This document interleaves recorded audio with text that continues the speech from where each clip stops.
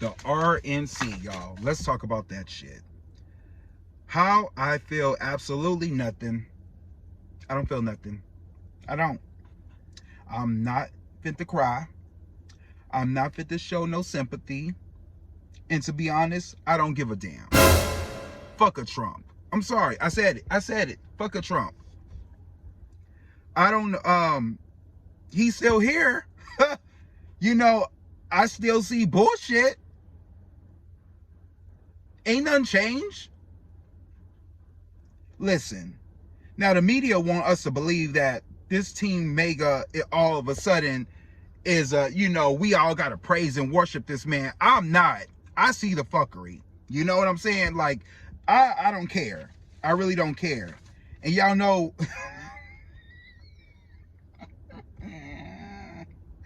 y'all, when he came out with that Band-Aid on his ear, I was like, Trump, really? You could have got a goddamn Band-Aid. You had to get that big-ass Band-Aid to put... I swear, y'all believe any goddamn thing. Not my metaphysical people. I'm talking about these stupid MAGA people. I'm not talking about my metaphysical people. But y'all be praising and worshiping Trump like he a freaking god. Didn't the Bible say do not worship false idols? Keyword, false idols. What part did y'all not understand? But y'all want to be called so-called Christian people. Y'all want to be woke. And y'all go try to tell me about, oh no, Trump is all about God. He loves the country, and fuck out of here. I'm a spiritual. I speak to Jesus and God on a daily basis. Fuck out of here. When they tell me that man is not good, I listen to spirit. Okay? I don't listen to y'all. I listen to spirit. And then they got the shooter, Thomas Crooks. Y'all, we go do a reading on him. Thomas Crooks, 20-year-old boy, white boy. And you got some people telling me, oh, I thought I bet you that he's black, right? I bet you he's a minority who shot Trump. And then we come to find out it's this little white boy. Y'all got some nerve. Y'all really got some nerve.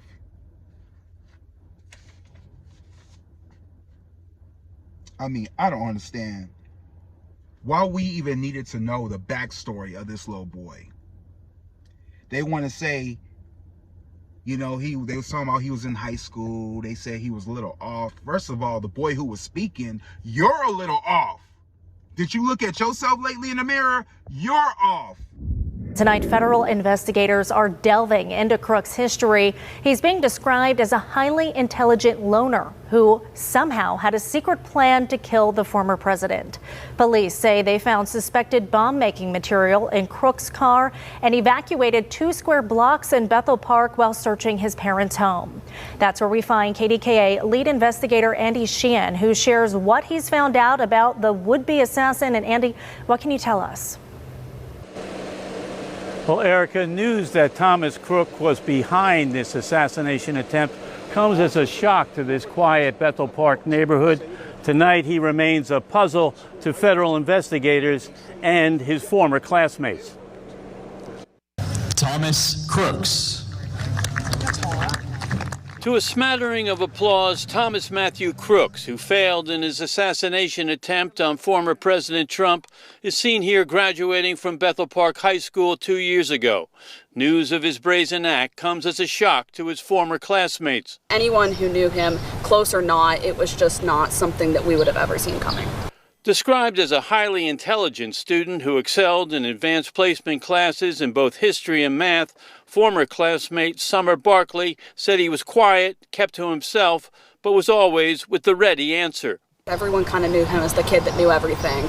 So everything we would always joke, say, I bet Thomas knows the answer to this question. If we don't, Thomas knows it. Like, you could look at him and you would be like, something's a little off. Though Barkley said Crooks did have a few friends, others described him as a loner with an odd demeanor who was picked on by other students. He did sit alone at lunch. Like, he was always alone. I mean, he was bullied every day.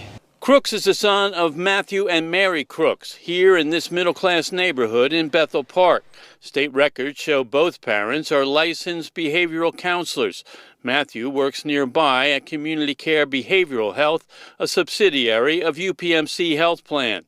Despite his academic achievements, Barkley said after graduation, Thomas Crooks did not go away to college and instead stayed home, living with his parents and enrolled in the Community College of Allegheny County.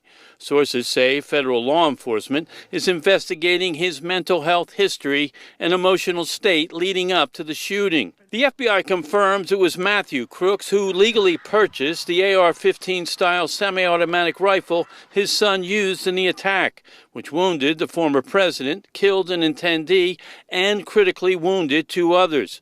Another student tells CBS News, as a freshman, Thomas Crooks unsuccessfully tried out for the rifle team at the high school, but did not make it for being a poor shot. Other students tell us Crooks had a keen interest in history and government affairs, but did not display overt political feelings. According to Pennsylvania voter records, he was a registered Republican. But there is also this Federal Campaign Commission record of a 2021 donation giving $15 to Act Blue, a progressive political action committee which funds left-leaning Democratic candidates. His mother Mary is a registered Democrat, and his father Matthew is a Libertarian. Residents were evacuated last night when federal agents commenced the search of the house and have not been able to return. No, and my wallet and everything is in my house, so I've been driving around with this dog all night. Now, this neighborhood has been evacuated and will be evacuated until further notice. Meanwhile, federal investigators are trying to put together the puzzle that is Thomas Crooks. Reporting live in Bethel Park, Andy Sheehan, KDKA TV News. Andy, thank you. Tell me why, people, what do high school got to do with right now? The boy's 20 years old, people. They say he's mentally ill. At first they say he was highly intelligent. They want to bring up he was a Republican. But they did some research and found out he was Democrat.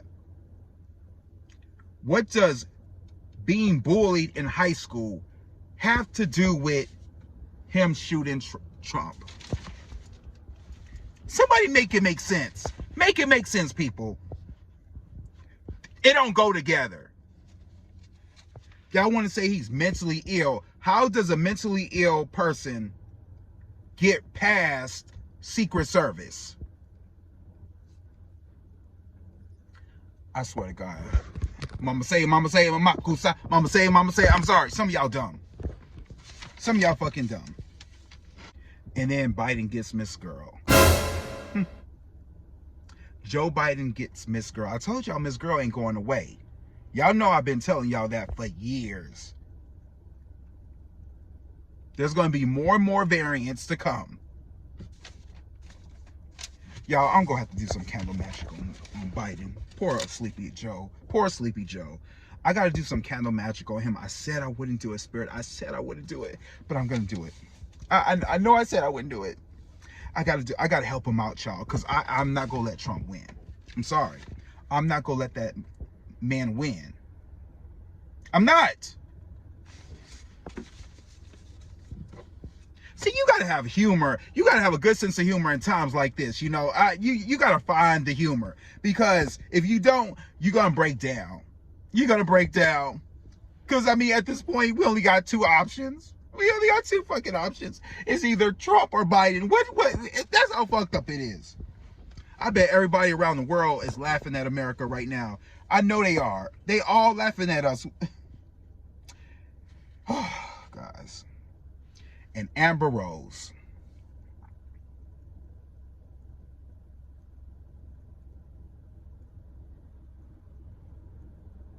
How did she flip that bad? How did Amber Rose flip that bad, y'all? Somebody tell me. Tell me, somebody.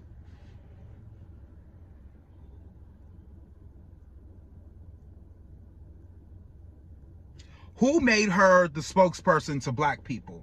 Somebody tell me that. Who made her the spokesperson? Any of y'all know? The woman who went with Kanye and Wiz Khalifa, who smoked weed all the goddamn time. You supposed to be smart. Who told your bald-headed ass to go up there and praise and worship Trump?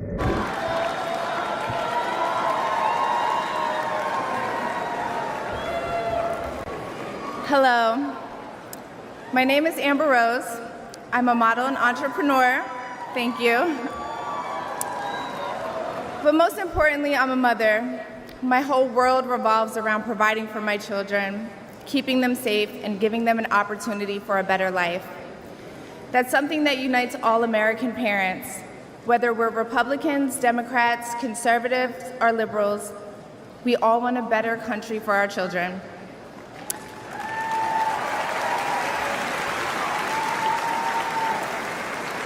But I'm here tonight to tell you, no matter your political background, that the best chance we have to give our babies a better life is to elect Donald Trump President of the United States.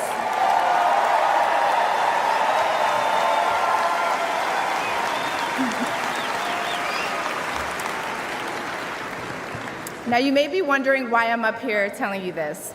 I'm no politician and I don't want to be, but I do care about the truth. And the truth is that the media has lied to us about Donald Trump.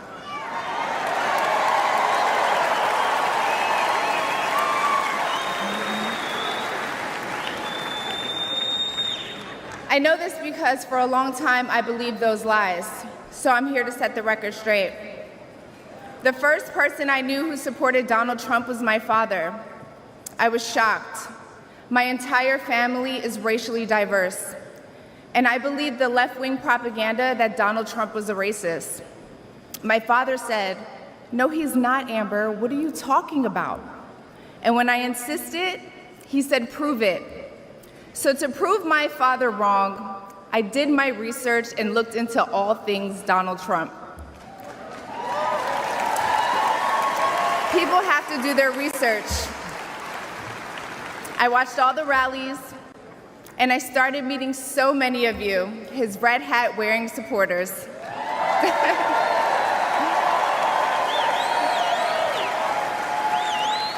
I realized Donald Trump and his supporters don't care if you're black, white, gay, or straight. It's all love.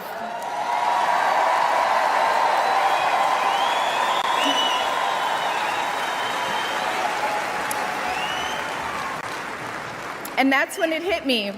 These are my people. This is where I belong.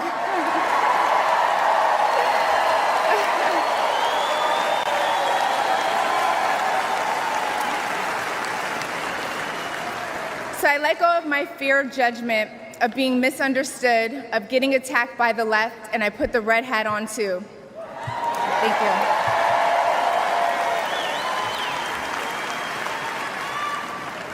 Love you too.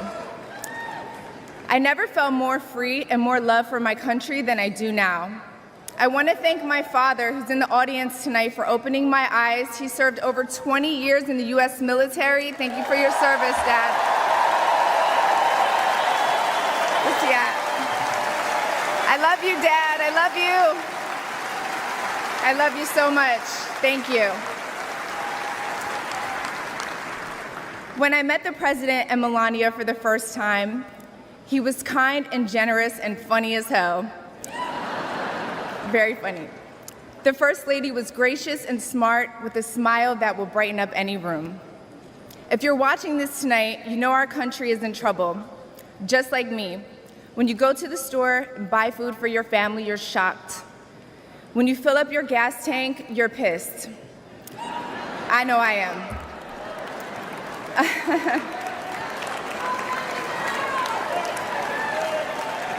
And when you turn on the news, you are just exhausted. Inflation is out of control, and you know in your heart it was not like this under Donald Trump.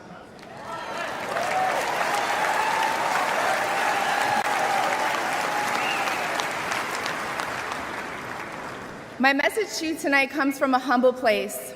The left told me to hate Trump, and even worse, to hate the other side, the people who support him. When you cut through the lies, you realize the truth. American families were better when Donald Trump was president.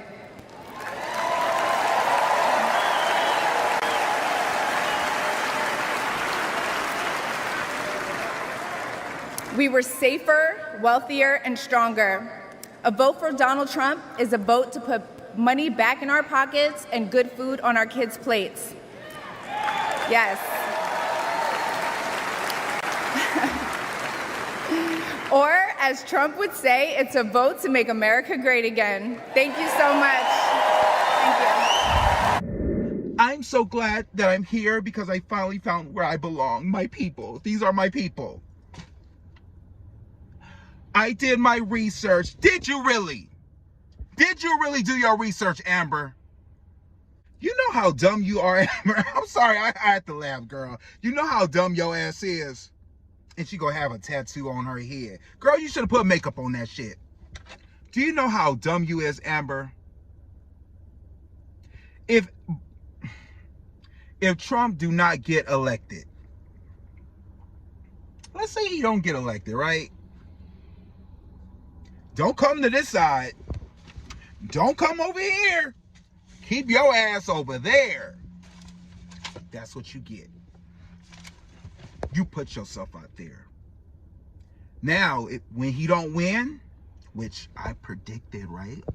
Joe Biden is going to win, people. Okay? Spirit never lies. But I'm still going to do some candle magic, though. But spirit never lies. He ain't going to win, Amber. Your ass is going to be looking totally stupid. We ain't going to claim your ass then. You done talked all your damn smack. Good luck. That's all I got to tell you, girl. Good luck. He's taking your rights, bitch. He's taking your fucking rights. He don't like women. He don't respect women. So what is you saying, Amber Heard? I mean, Rose. What is you saying? Amber Heard must be talking about me. What is you saying? Did you do your research, Amber? Did you read Project 2025? I don't think you did that, girl, because if you did, you would understand what that man is about. But you mad at Biden and the government when y'all do fucked up shit. Yeah, fuck out of here. Fuck out of here. Some people just need to get dropped. Speaking of people that need to get dropped, fucking Janae Monell. Oh my God, I thought I would never have the day. I thought there would never be a day where I talk about her. Janae Monell. Did y'all see what she did over the week? Girl, who told you to reenact Michael Jackson when he was dangling his baby from the balcony? Because I ain't gonna lie, that shit was not cute. That shit was not, I didn't even like it. I was uncomfortable when Michael did the shit. God knows I like the Jacksons. I love Michael and all of them. But when Michael did that shit, it was fucked up. You don't dangle a baby over the balcony. Y'all know what Janae Monell did. And I love her. I really do love her, y'all. Dirty Computer was my shit. She gets her dog, y'all. Her dog. Yeah, I'm going to tell it all. I'm going to tell the world shit. She got her dog, and she was dangling her dog over the window, I think balcony, whatever, and almost dropped the bitch. It's not funny, Spirit. It's not funny. But I was like, really? You know, the first thing came to my mind. The first thing came to my mind was Why Do Fools Fall in Love? Who's seen that? How many of y'all seen Why Do Fools Fall in Love? How many of y'all seen that movie? In that movie, Frankie Lyman was a crackhead. He was a junkie, right? And Vivica Fox was, you know, his love interest in the movie. And there's a scene where Frankie Lyman gets her dog and he tries to throw it off the balcony. And the dog bites his hand and he drops the dog 8 feet from the roof.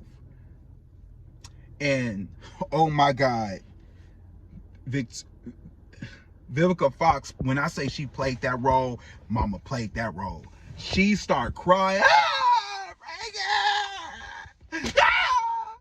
Ah!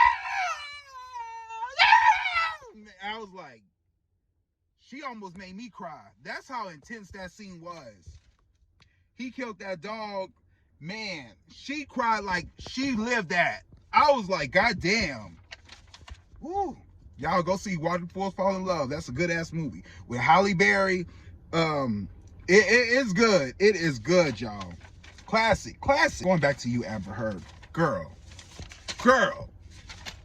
you asking for it. You really asking for it. I'm just saying, trying to help your ass out, but it ain't too late. You can switch over now. But I'm just saying. I'm just telling you the repercussions.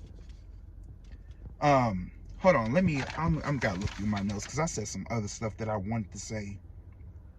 Y'all. And Trump selected. Did y'all hear that he selected who his vice president is? Now this go. Get ready for this. He picked J.D. Vance,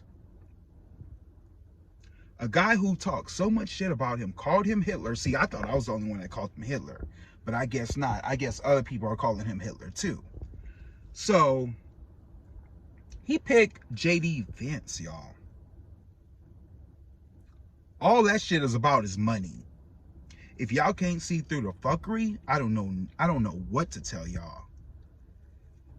This should tell y'all black people, because y'all black people really love to campaign for this man who was part of Central Park 5. Do y'all know what Central Park 5 is? Central Park 5 was about 5 black boys who were in their teens, who Trump wanted to get the electric chair, he wanted to kill these boys. Come to find out, because they said that the boys raped a white woman, right? Come to find out the boys didn't even do it. They just now got freed, what, 2, 3, 4 years ago? Just got freed. They grown in their 40s. You better believe that I hate the people that took this girl and raped her brutally. You better believe it. And it's more than anger, it's hatred. And I want society to hate them. In New York City in the late 80s and early 90s, the case of the Central Park jogger was notorious. In April of 1989, a white woman who had been jogging was found brutally raped and beaten nearly to death in Central Park. Not long after the woman was discovered, 4 black teenagers, 1 Latino teenager were charged and jailed for the crime. The gruesome case whipped up an unbelievable hysteria throughout the city, the media ginning up fears with headlines about wolf packs and roving gangs and wilding. But the 5 boys, ages 14 to 16, had falsely confessed to the crime after hours of police interrogations. They were later tried, convicted, and sentenced to prison. But vindication for the group, known as the Central Park 5, came in 2002, when a convicted murderer and rapist confessed to the crime. And that confession was then corroborated by DNA. The prison sentences of the Central Park 5 were overturned, but by that time they had already served between 5 and 13 years. In 2014, the men were awarded a $40 million settlement from New York City. The story that had gripped the city for years came to a close, and yet one Manhattan resident's obsession with the case continues to this day.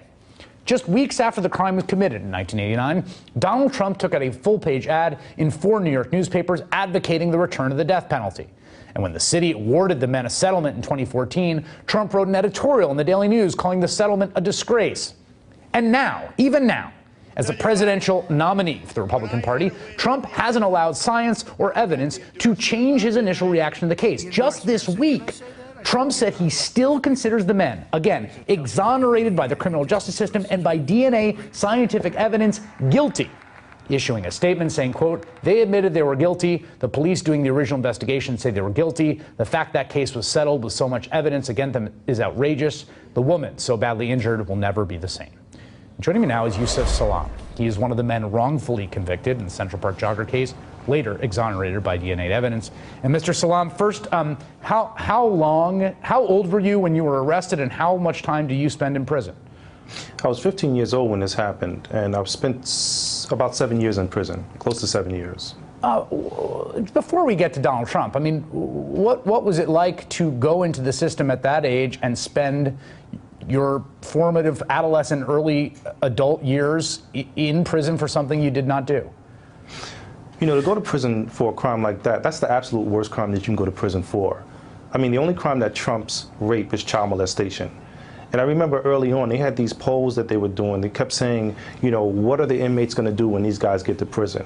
You know, untold horrors were mentioned, and we were scared to death This was a situation where we had to grow up very, very quickly. We had to figure out how we were going to survive and fend for our lives. It was the most horrific event I could have ever imagined. And so what is your reaction to a man who is trying to be the most powerful person in the world, arguably, who is on the precipice of possibly being president, saying now, in the last day, issuing a statement that you, despite all evidence, that you are guilty? You know, when I think about what he represents, and I mean, first of all, what he represents to me is very, very powerful and unfortunate. This blight, this ad, this thing that he did to us, calling for the reinstatement of the death penalty. I always think that had this been the 1950s, we would have become modern-day Emmett Tills. They had published our names, our phone numbers, and our addresses in New York City's newspapers. And so what was happening was people began to call us at any time of the day or night, you know, threaten us with hate mail and things of that nature. So by Donald Trump taking out this ad, what I think is that he was really calling to see if there was somebody from the darker enclaves of society that would kick in our doors, drag us from our homes, and hang us from trees in Central Park. That's the kind of sick type of justice that they were looking for. To be clear, this ad, which ran, that he paid for, was basically calling for the death penalty for the assailants in this case, who at that point had been identified as juveniles, you among them, basically saying we should kill these children. Right, right. You know, he wanted us dead. You know, when you look at the videotape, the videotapes that he made after, the statements that he made after that, it's very, very clear that he said that he wanted to hate us. He wanted us to be afraid. And by us, he was talking directly about the Central Park Five. But he was talking about also the black and brown people that we look at that are being shot down all around the country today. You know, if he's saying that he wants to be the law and order president, and he's talking about policies and practices that have been ruled unconstitutional and unjust, that being stop and frisk in New York City, and he's talking about he wants to bring this type of stuff back. I mean, I'm scared for my life. What happens if this person actually becomes president? Is he going to then go gunning for the Central Park Five because he wanted to murder us back in 1989, and he wants to maybe the same thing that happened to us today? I mean, when we won the lawsuit, one of the things that he said was, this was the biggest heist. This was the biggest heist in New York City history. He said that we were going to be rich rapists. And then all of a sudden now we have these video footage of him being produced, of him doing all of these, you know, I just tweeted prior to getting on, I said, this is a dirty old man. Yeah. You know, definitely not somebody that we want to be the president of these United States. The type of issues that he presents overwhelmingly causes us, and we need to push far, far away from him. Mr. Salam, let me quickly, do you feel he owes you an apology? I feel he owes us an apology. Do I feel like we will ever get it? I think if I held my breath and waited for him to give us an apology, I would probably pass out and turn blue in the face. Yeah, I think you're probably right about that. Yusuf Salam, thank you so much, sir, for your time tonight. Trump is a racist. No matter how you slice it, that man is a racist.